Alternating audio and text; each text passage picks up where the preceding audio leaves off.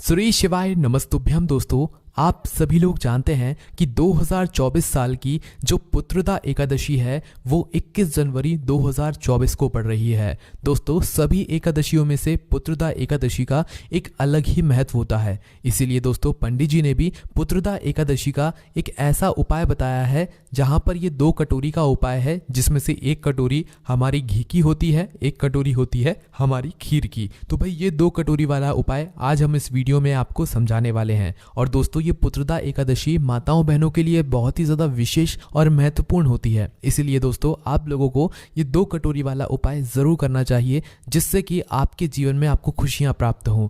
तो इस 2 कटोरी वाले उपाय में आपको क्या क्या करना होता है, किस समय करना होता है और किसको करना होता है, वो आप लोग यहाँ पर इस वीडियो में समझ लीजिए। जो इस उपाय को करने वाले हों वो इस वीडियो को ध्यान से सुनिएगा। देखिए दोस्तों, सबसे पहली चीज, ये वाला उपाय सिर्फ और सिर्फ पुत्रदा एकादशी के दिन करना है आप लोगों को, जो कि इस बार 21 जनवरी 2024 के दिन पड़ रही है। इस दिन प्रातःकाल सुबह सुबह आप लोगों को ये वाला उपाय करना है। पर किसी कारणवश अगर आप सुबह ना भी कर पाओ तो शाम के समय प्रदोष काल में भी आप इस वाले उपाय को कर सकते हो। उपाय में क्या करना है वो ध्यान से सुनो। देखो, इस उपाय को करने के लिए सबसे पहले आपको अपने घर से कुछ सामग्रियां तैयार करनी होंगी और वो लेकर जानी पड़ेंगी। उपाय बहुत ही कारगर है, महत्वपूर्ण है, इसलिए ध्यान से सुनना, समझना, उसके बाद ही करना।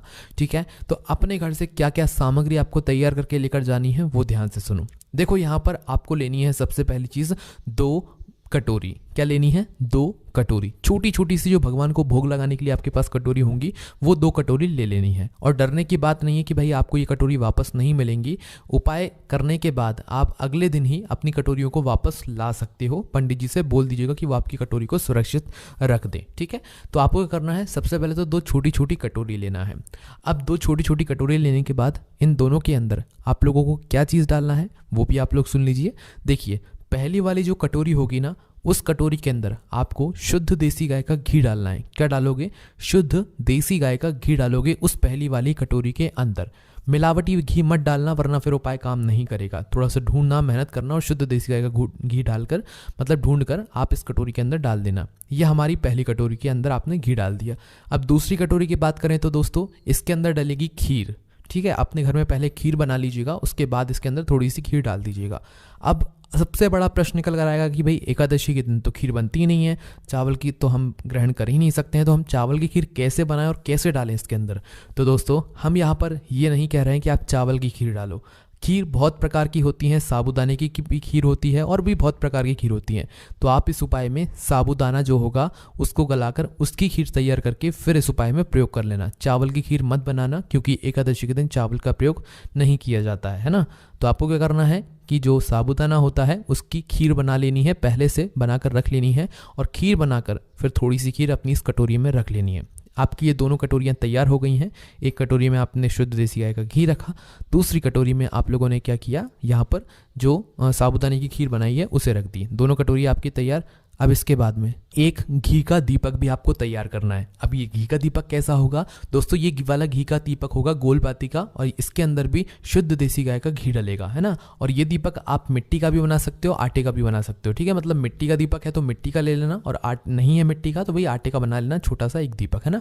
उसके अंदर गोल बाती रखकर शुद्ध देसी गाय का घी आप लोग डाल लेना, है ना। ये आपका घी का दीपक तैयार हो गया। इसके बाद में दोस्तों, आप लोगों को 2 बेलपत्री और भी लेनी है। ठीक है, तो 2 बेलपत्री अपने घर से ही लेकर जाना, ये विशेष और महत्वपूर्ण है। 2 बेलपत्री तैयार करके अच्छी सी अपने घर से ही आप लोग लेकर चले जाना। ठीक है, अब ये तीनों सामग्रियां आपकी तैयार हो गई। 2 कटोरी के अंदर आपने, मतलब एक कटोरी के अंदर आपने शुद्ध देसी गाय का घी डाला, दूसरी कटोरी के अंदर आपने क्या डाला, खीर डाली। अब 2 बेलपत्री आप लोगों ने ली, साथ ही में दोस्तों आप लोगों ने क्या लिया, एक देसी गाय का घी का दीपक, है ना। अब ये तीनों ही सामग्रियां तैयार करके आपको पहुंचना है भगवान शिव जी के मंदिर में पुत्रदा एकादशी के दिन। कोशिश करना सुबह इस उपाय को कर लो, पर किसी कारणवश ना कर पाओ तो शाम के समय भी आप इस उपाय को कर सकते हो। तो भगवान शिव जी के सबसे पहले आप लोग मंदिर पहुंचना। ठीक है, मंदिर पहुंचने के बाद सबसे पहले आप भगवान शिव जी के शिवलिंग के पास में पहुंच जाना, सीधा जाते से ही, है ना। तो शिवलिंग के पास में जैसे ही पहुंच जाओ तो थोड़े दर्शन करना। दर्शन करने के बाद दोस्तों क्या करना है आप लोगों को वो ध्यान से सुनो। देखो, सबसे पहले जो आप 2 चीज़ों में, मतलब 2 कटोरियों में क्या लेकर आए हो, शुद्ध देसी गाय का घी और खीर लेकर आए हो ना, ये पहले भगवान के सामने रख दो। इसमें ऐसी कोई बात नहीं है कि भाई खीर किस साइड रखेंगे या जो हम मतलब घी लेकर आए वो किस साइड रखेंगे। आपको दोनों कटोरियों को एक साथ भगवान शिव जी के सामने या आसपास रख देना है, भगवान शिव जी को भोग लगाते हुए, मतलब भगवान शिव जी के लिए ही जो है वो रख देना है। क्या, एक जो शुद्ध देसी गाय का घी है की कटोरी है वो, और जो खीर की कटोरी है वो, दोनों एक साथ ही रख देना, कोई इधर उधर करके नहीं रखना है। पहले आप लोगों को ये दोनों कटोरियाँ रख देना भगवान शिव जी के आसपास या सामने, ठीक है। जैसे ही आप लोग रख देते हैं उसके बाद में आप लोग क्या करेंगे कि अपनी दोनों बेलपत्र को भगवान शिव जी पर चढ़ाएंगे। श्री शिवाय नमस्तुभ्यम बोलकर भी चढ़ा सकते हैं, है ना। तो दोनों जो बेलपत्री हैं वो एक एक करके भगवान शिव जी पर आप लोग चढ़ा देना, या दोनों एक साथ भी चढ़ा सकते हो, पर चढ़ाना शिवलिंग के ऊपर ही है ना। तो शिवलिंग के ऊपर आप जैसे ही इन दोनों ही बेलपत्र को चढ़ा देते हो तो दोस्तों इसके बाद आप लोगों को क्या करना है कि भगवान शिव जी की जो शिवलिंग होगी, शिवलिंग से शिव जी की मंदिर की चौखट तक आप लोगों को आ जाना है, ठीक है। और चौखट पर आने के बाद दोस्तों अभी आप अपनी बेलपत्र को चढ़े रहने देना और उन दोनों कटोरियों को भी शिवलिंग के पास में रखे रहने देना। बस आप आ जाना अपना वह घी का दीपक उठाकर जो आप अपने घर से तैयार करके लेकर आए हो, इसको लेकर भगवान शिव जी की चौखट पर, ठीक है। चौखट पर आने के बाद दोस्तों आप भगवान शिव जी की कोई भी एक साइड की चौखट देखना, जरूरी नहीं है उल्टा हाथ सीधा हाथ, भगवान शिव जी की जो जिस साइड भी आप चौखट देखो भाई उस साइड पर एक दीपक आप लोग वहां पर बैठकर लगा देना, ठीक है। खड़े होकर मत लगाना। एक जो दीपक आप तैयार करके लेकर आए हो वो भगवान शिव जी के मंदिर की चौखट पर लगाना है ना। वो दीपक शिव जी की शिवलिंग के पास में नहीं लगेगा। पहले आपने सामग्रियां चढ़ा दी, चढ़ाने के बाद फिर उस दीपक को उठाकर लाना है, भगवान शिव जी के मंदिर की चौखट पर आप लोगों को जला देना है, ठीक है। या तो आप चाहो तो उल्टे हाथ पे भी लगा सकते हो, सीधे हाथ पे भी लगा सकते हो, पर मंदिर के बाहर जाकर दीपक नहीं लगाना है। मंदिर के अंदर ही रहते हुए आप लोगों को भगवान की चौखट पर ये वाला दीपक जला देना है ना। अब दीपक जैसे ही जल जाता है तो आपको वापस से शिव जी के पास में आना है, शिव जी के दर्शन करना है, 2 मिनट बैठना है, भगवान को निहारना है, श्री शिवाय नमस्तुभ्यम का जाप करना है, भगवान से प्रार्थना करना है। कुछ समय ऐसे ही आप लोगों को प्रार्थना करते रहना है। 2 से 5 मिनट तक आपको भगवान के पास में बैठे रहना है, ठीक है। तो 2 से 5 मिनट जैसे ही हो जाएं आप भगवान के नाम का जाप करते रहें, आप उनसे प्रार्थना करते रहें। उसके बाद में जैसे ही 2 से 5 मिनट हो जाते हैं तो आपको क्या करना है वो ध्यान से सुनो। वहाँ से उठना है। उठने के बाद जो आपने भगवान शिव जी की शिवलिंग के ऊपर 2 बेलपत्र चढ़ाई हुई हैं, उन दोनों बेलपत्र को भगवान का आशीर्वाद स्वरूप समझकर भगवान से आशीर्वाद लेते हुए उन दोनों ही बेलपत्र को उठा लो। एक को नहीं उठाना है, जो आप दोनों अभी जो आपने दोनों बेलपत्र चढ़ाई हैं उन दोनों ही बेलपत्र को उठा लो। दोनों बेलपत्र को उठाने के बाद सीधा आ जाओ आप भगवान शिव जी की चौखट पर जहाँ पर आपने दीपक रखा हुआ है ना, और चौखट पर आकर ही आप लोग बैठ जाओ, है ना। आपको सीधा मंदिर से बाहर नहीं निकलना है। इन दोनों बेलपत्र को लेने के बाद, पहले दोनों बेलपत्र को लेने के बाद आपको भगवान शिव जी के मंदिर की चौखट पर आना है, चौखट पर ही बैठ जाना है, मंदिर के बाहर मत निकलना। चौखट पर जैसे ही बैठ जाते हो तो भगवान शिव जी की तरफ अपना मुख कर लेना, भगवान शिव जी को देखते रहना, और दोनों में से कोई भी एक बेलपत्र लेना और एक बेलपत्र को आप उसी चौखट पर बैठकर भगवान शिव जी के मंदिर में बैठकर ही अपने मुंह में चबा चबा कर खा जाना। देखो, ना उसे लीलना ना कुछ करना। पंडित जी ने बोला है कि इस बेलपत्र को आप चबा चबा कर खाना, श्री शिवाय नमस्तुभ्यम बोलना और चबा चबा कर अपनी इस पहली वाली बेलपत्र को भगवान शिव जी के मंदिर की चौखट पर बैठकर खाना, है ना।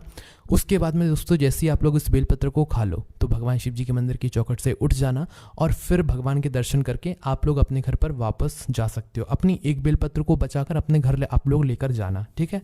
तो जैसे ही आप लोग अपने घर पर जाते हो तो आपके जो पति होंगे आपको उनको क्या करना है, जो आप अपने साथ में एक बेलपत्र बचाकर लाए हुए हैं ना, इस बेलपत्र को आपको उनको खिला देना है, श्री शिवाय नमस्तुभ्यम बोलकर या भगवान शिव जी का नाम जाप करते हुए। वो भी उन्हें भी चबा चबा कर खाना है। ज़रूरी नहीं है कि वो भी मंदिर आए इस उपाय को पूरा करने के लिए, बस आप आ जाए मंदिर और आप अपनी बेलपत्र को शिव जी के मंदिर की चौखट पर बैठकर खा लें। उसके बाद जो दूसरी वाली बेलपत्र होगी वो भगवान शिव जी के मंदिर से निकलकर घर पर पहुंचकर अपने पति जो हैं उनको खिला दीजिए। वो भी चबा चबा कर इस बेलपत्र को खा लें और भगवान से प्रार्थना कर लें, ठीक है।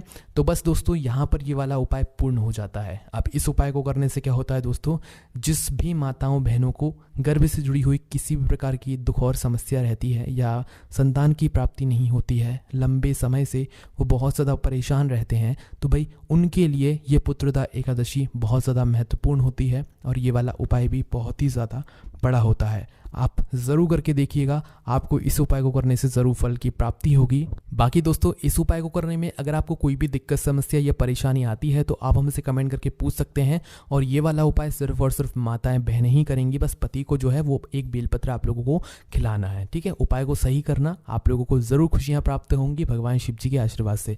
आपको कोई भी दिक्कत, समस्या, परेशानी आती है आप हमसे कमेंट करके पूछ सकते हैं। हमारी वेबसाइट भोलेनाथभक्ति.com पर जाकर भी आप इस उपाय को पढ़ सकते हैं। ओम नमः शिवाय, जय भोले बाबा, श्री शिवाय, नमस्तुभ्यम।